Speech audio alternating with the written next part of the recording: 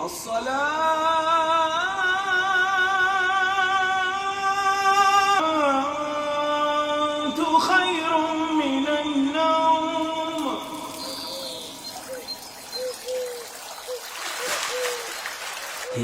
নামাজি আমার ঘরে নামাজ পড়ো লিল্লাহি রাব্বিল আলামিন আর রহমানির রহিম মালিকি ইয়াউমিদ্দিন ইয়াকা না'বুদু ওয়া ইয়াকা নাস্তাঈন ইহদিনাস সিরাতাল মানব জাতির জন্য ইসলাম সর্বোত্তম জীবন ব্যবস্থা।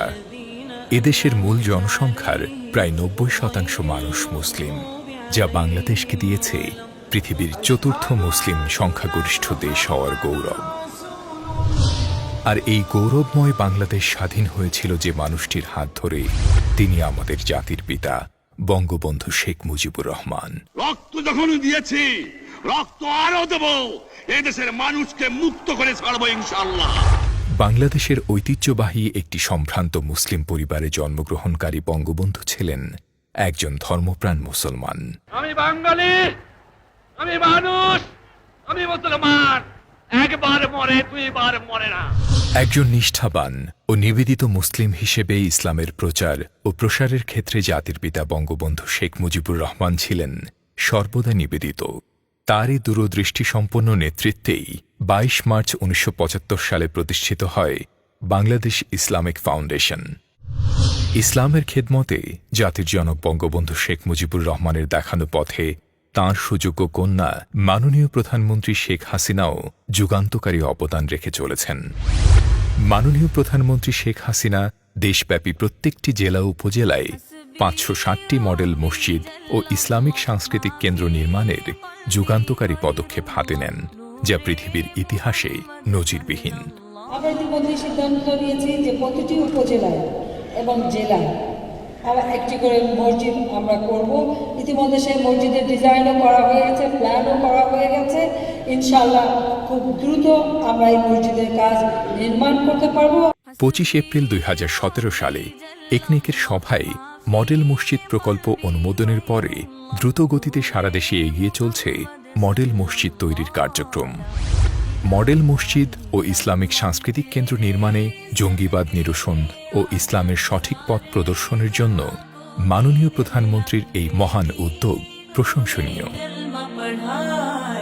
ধর্ম বিষয়ক মন্ত্রণালয় ও ইসলামিক ফাউন্ডেশনের উদ্যোগ ও তত্ত্বাবধানে গণপূর্ত অধিদপ্তর কর্তৃক দেশব্যাপী ৬৪টি জেলা সদর ও ৫টি সিটি কর্পোরেশনের ৪তলা মসজিদ ও ইসলামিক সাংস্কৃতিক কেন্দ্র ও ৪৭৫টি উপজেলা সদরে ৩তলা মসজিদ ও ইসলামিক সাংস্কৃতিক কেন্দ্র এবং ১৬টি উপকূলীয় এলাকায় ৪তলা মসজিদ ও ইসলামিক সাংস্কৃতিক কেন্দ্র নির্মাণের কাজ সুচারুভাবে এগিয়ে চলছে।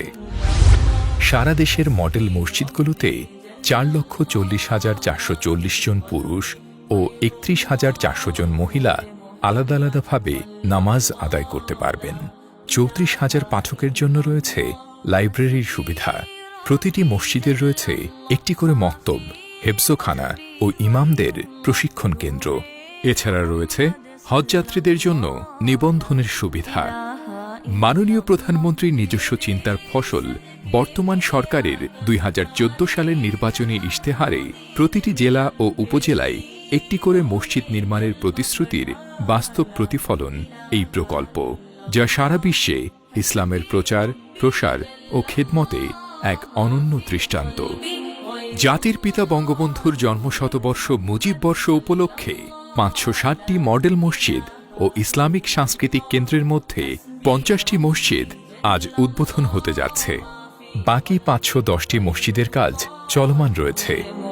দেশের ইসলামিক ইতিহাসের এই মাহেন্দ্রক্ষণে মহান রব্বুল আলামিন আল্লাহ তাআলার কাছে আমাদের দোয়া থাকবে, মাননীয় প্রধানমন্ত্রীর এই পবিত্র মহান যুগান্তকারী কাজকে তিনি যেন কবুল করেন।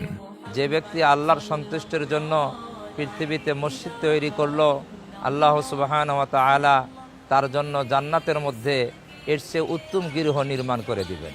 এই মসজিদে আমরা নামাজ পড়ব, এবং শেখ হাসিনার জন্য দোয়া করব প্রাণ ভরে। বঙ্গবন্ধুর স্বপ্নের বাংলাদেশ মাননীয় প্রধানমন্ত্রীর যুগান্তকারী অর্জনের মধ্য দিয়ে ইসলামের খেদমতে সারা বিশ্বের কাছে এক অনন্য দৃষ্টান্ত হিসেবে সম্মান অর্জন করছে। মহিলাদের জন্য যে একটা স্থান করছে যে নামাজের জন্য, সবার পক্ষ থেকে আমি প্রধানমন্ত্রীকে অনেক অনেক ধন্যবাদ জানাচ্ছি। আল্লাহ তাআলা তার নেক হায়াত দারাজ করেন এবং উনি যেন এরম মহৎ আরও যেন ভালো ভালো কাজ করেন, তার জন্য আমরা আল্লাহর কাছে দোয়া প্রার্থনা করি। এভাবে মহান রাব্বুল আলামিনের রহমতে কোটি মানুষের প্রার্থনায় ভালো থাকুক আমাদের প্রধানমন্ত্রী।